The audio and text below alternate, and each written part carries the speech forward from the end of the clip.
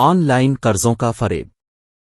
سودی جال خودکشیوں کا سبب بن رہا ہے، بلا سودی بینک کاری وقت کی ضرورت۔ پولیس نے ایک چینی شہری کے ذریعہ چلائے جانے والے فوری آن لائن قرض اسکینڈل کا پردہ فاش کیا ہے۔ اس شخص کی شناخت زیکسیا جانگ کی حیثیت سے ہوئی ہے۔ اس نے 11 مختلف ناموں سے فوری قرض لینے کے ایپس بنا رکھے تھے۔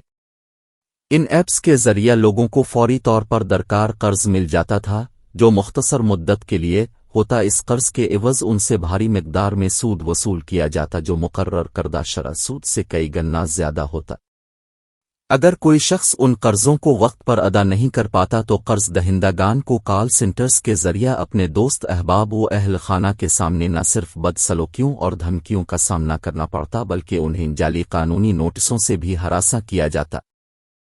قرض دہندگان کو ان قرض دینے والے ایپس کے ملازمین کی طرف سے ہراساں کیے جانے کے سبب 3 لوگوں کی خودکشی کے واقعات منظر عام پر آئے ہیں۔ ہلاک ہونے والوں میں ایک 29 سالہ IT ملازم، ایک 23 سالہ کسان اور ایک 28 سالہ خاتون شامل ہیں۔ ان اموات کے بعد پولیس حکام چوکس ہو گئے اور پولیس کی ایک ٹیم اس کی مکمل تحقیقات میں مصروف ہے۔ پولیس کو ابتدائی تحقیقات سے پتہ چلا کہ گوگل پلے اسٹور پر کم از کم 60 ایسے ایپس ہیں جو لوگوں کو فوری قرض فراہم کرتے ہیں۔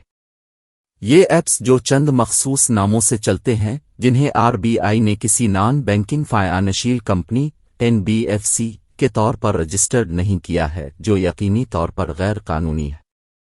ان غیر قانونی ایپس کو گوگل ایپ اسٹور کس حیثیت میں اپنے پاس رکھتا ہے یہ معلوم نہیں ہے، لیکن اس طرح کے ایپس رکھنا IT شرائط کی کھلی خلاف ورزی ہے، کیونکہ تمام تر ایپس کی رازداری کی پالیسیاں ہوتی ہیں جو صارف کے ڈیٹا کو جمع کرتی ہیں۔ اس رازداری کی خلاف ورزی کی صورت میں گوگل کو چاہیے کہ وہ ان ایپس کو فوری طور پر اپنے اسٹور سے ہٹ دے۔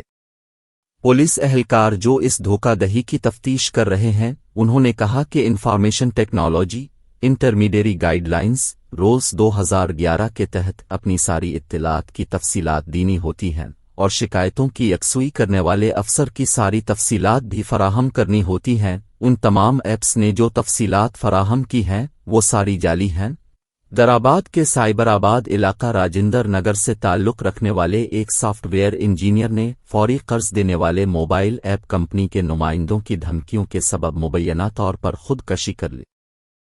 29 سالہ پی سنیل جو پیشہ سے سافٹ ویئر انجینئر تھا، کووڈ 19 میں اپنی ملازمت کھو بیٹھا، جس کی وجہ سے وہ اپنے قرضوں کی واپسی کے لیے فکر مند تھا اور ساتھ اپنے گھریلو اخراجات کو پورا کرنے سے بھی قاصر تھا۔ اس نے فوری قرض دینے والے ایپ سے قرض لینا شروع کر دیا۔ اس نے تقریباً 2 لاکھ روپے قرض لیے۔ جب وہ قرض کی رقم واپس کرنے میں ناکام ہوا تو ان کمپنیوں نے اسے ہراساں کرنا شروع کر دیا۔ ان کمپنیوں نے اسے قانونی کارروائی کی دھمکی بھی دی اور ساتھ ہی اس کے والدین، دوست احباب اور رشتہ داروں کو فون کرنا شروع کر دیا کہ وہ ڈیفالٹر ہے۔ سائبر آباد پولیس کے ایک تفتیشی افسر نے بتایا کہ اس طرح سے فون کرنا information technology intermediary guidelines rules 2011 کے رول 3(2) کی خلاف ورزی ہے۔ اجیت کے ایس جو کیرالہ کے تاجر ہیں، انہوں نے ایک چینی ایپ سے جو فوری قرض دینے والا ایپ ہے 6 دن کے لیے 35,000 روپے کا قرض لیا، جس کے عوض اسے 47,000 روپے واپس کرنے پڑے۔ اس نے اپنے قرض کی ادائیگی میں 1 دن کی تاخیر کی تو ایپ کے نمائندوں نے اس کے رابطوں، فوٹو گیلری اور پیغامات تک رسائی حاصل کر لی اور اس کی فون فہرست میں موجود رابطوں کو اس کے خلاف شرمناک پیغامات بھیجے۔ کیرالہ کے اس تاجر کو سامان خریدنے کے لیے فوری طور پر کچھ نقد رقم کی ضرورت پڑی تو اس نے سنیپ نامی ایپ سے قرض لیا۔ اس نے کہا کہ جب میں نے قرض کی ادائیگی میں 1 دن کی تاخیر کی تو انہوں نے میری کچھ ذاتی تصاویر میرے سارے رابطوں میں شیئر کر دیں اور مجھ کو فراڈیا قرار دے دیا۔ انہوں نے مجھے دن بھر دھمکی آمیز کالوں کے ذریعہ ہراساں کیا اور دھمکیاں دیں کہ وہ پولیس کو مطلع کریں گے اور کلیکشن ایجنٹوں کو گھر بھیجیں گے۔ اس ہراسانی کی وجہ سے میں نے 1 گھنٹے کے اندر ہی رقم واپس کر دی۔ 16 ہفتوں کے دوران اجیت نے 5,60,000 روپے کی مجموعی رقم بطور قرض لی تھی تو سود کے ساتھ اس کو 7,60,000 روپے کی رقم ادا کرنی پڑی۔ اگر وہ اتنی رقم کسی نان بینکاری مالیاتی کمپنی जो सबसे ज्यादा 18% सूद लेती है, से लेता जो रिजर्व बैंक ऑफ इंडिया में रजिस्टर्ड हो तो उसे 35,000 के कर्ज लेने पर 41,300 रुपये ही अदा करने पड़ते। अजीत उन लाखों अफराद में से एक है जिन्होंने कोविड-19 के दौरान फौरी कर्ज फराहम करने वाले ऐप्स से मुख्तसर मुद्दती कर्ज लिए हैं। इन ऐप्स में भी ज्यादातर ऐप्स ऐसे हैं जो आरबीआई के साथ रजिस्टर्ड नहीं हैं, फिर वो किस बुनियाद पर कर्ज देने के मजाज हैं। हैरत की बात यह है कि 500 से जायद ऐप्स गूगल प्ले स्टोर पर दस्तयाब हैं जो गैर कानूनी हैं। इनमें ज्यादातर चीनी ऐप्स हैं। ये ऐप्स कौन अनासिर की मदद से मुल्क में फल फूल रहे हैं, अभी तक मालूम नहीं हो सका है। हद तो ये है कि ये लॉन्चिंग के चंद महीनों में 10 लाख से ज्यादा डाउनलोड कर लिए जाते हैं। ऐप के नुमाइंदे इस कदर कर्ज दहिंदों को हरासा करते हैं कि वो खुदकशी करने पर मजबूर हो जाते हैं। प्रशांत रंगास्वामी ने अपने ट्विटर अकाउंट पर तमिलनाडु का एक वाकया बयान किया है। तमिलनाडु में एक लड़की जिसने वलिफादेयार लोन से कर्ज लिया था वो कर्ज अदा न कर सकी, तो इस ऐप के नुमाइंदे ने इससे ये मुतालबा किया गया कि वो इसे बरहना होकर वीडियो कॉल करे। वो इस हरासानी को बर्दाश्त न कर सकी और उसने नवंबर 2020 में खुदकशी की कोशिश की। तमिलनाडु के सियासतदानों ने वजारत खजाना के सामने ऑनलाइन कर्ज देने वाले ऐप्स का मसला उठाया और कहा कि हुकूमत को चाहिए कि कर्ज दहिंदान की हिफाजत करे, इन हरासा करने वालों के खिलाफ कार्रवाई करे। उन्होंने ये भी मुतालबा किया कि कर्ज देने वाले ऐप्स पर पाबंदी लगाई जाए।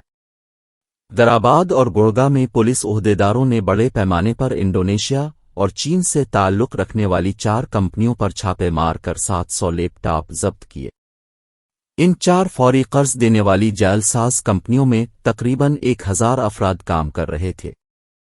साइबराबाद पुलिस के एक प्रेस नोट के मुताबिक मुलाजमीन और 2 कंपनियों के डायरेक्टर्स को गिरफ्तार कर लिया गया है जो कैश मामा, धुनाधन लोन और लोन जोन नामी 3 ऐप्स चला रहे थे, जिसके तकरीबन 1.5 लाख सारिफीन हैं। साइबराबाद पुलिस ने एनबीएफसी, उनके मैनेजिंग डायरेक्टर्स और गूगल को नोटिसें जारी कर दी हैं।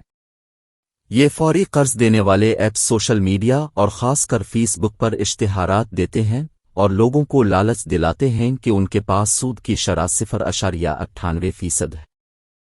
लिहाजा लोग कर्ज के इस जाल में फंस जाते हैं कि सूद की शरह बहुत कम है, लेकिन हकीकत इसके बरक्स होती है। ये गैर कानूनी फौरी कर्ज देने वाले ऐप्स एक दिन में 0.98% सूद का हिसाब लगाते हैं, न कि साल भर का फीसद। अगर इसका सालाना हिसाब लगाया जाए तो उसकी शरह सूद 66% हो जाती है, जो आरबीआई के मुकर्रर करदा शरह सूद की हद से तकरीबन दुगना है। मजीद ये कि सूद के अलावा कर्ज लेने वालों से प्रोसेसिंग फीस और 18% जीएसटी भी वसूल का जाता है। ये ऐप्स बैंकों से कर्जों की मंजूरी में ताखीर का फ़ायदा उठाते हैं और लोगों को उन कर्जों के जाल में फांस लेते हैं। फिर कर्ज की अदायगी में ताखीर पर उनके नुमाइंदे इन अफराद को हरासा करते हैं और नौबत यहाँ तक आ जाती है कि वो खुदकशी करने से भी गुरेज नहीं करते। वजारत खजाना को उन ऐप्स पर फौरी पाबंदी आयद करते हुए आरबीआई को हिदायत जारी करनी चाहिए कि वो ऐसे ऐप्स की निगरानी करें ताकि वो लोगों का इस्तेहसाल न कर सकें। गूगल को भी चाहिए कि वो अपनी पॉलिसियों पर मजबूती से अमल पैरा हो और उन ऐप्स को अपने स्टोर में जगह न दे। अहल इल्म व अहल सरवत और समाज की खिदमत का जज्बा रखने वाले अफराद को चाहिए कि वो इस जानिब मुतवज्जे हों, लोगों में इन ऐप्स के मुतालिक शऊर बेदार करें और साथ ही साथ लोगों में ये शऊर पैदा किया जाए कि सूद किस तरह समाज को अंदर से कमज़ोर और खोखला कर देता है। उन्हें सूद की खबासतों से आगाह करते हुए मुतबादिल ज़राए बताए जाएं और हुकूमत पर भी बिला सूदी बैंककारी निज़ाम कायम करने पर जोर डाला जाए ताकि लोग बिला सूदी बैंककारी के समरात से फ़ायदा उठा सकें।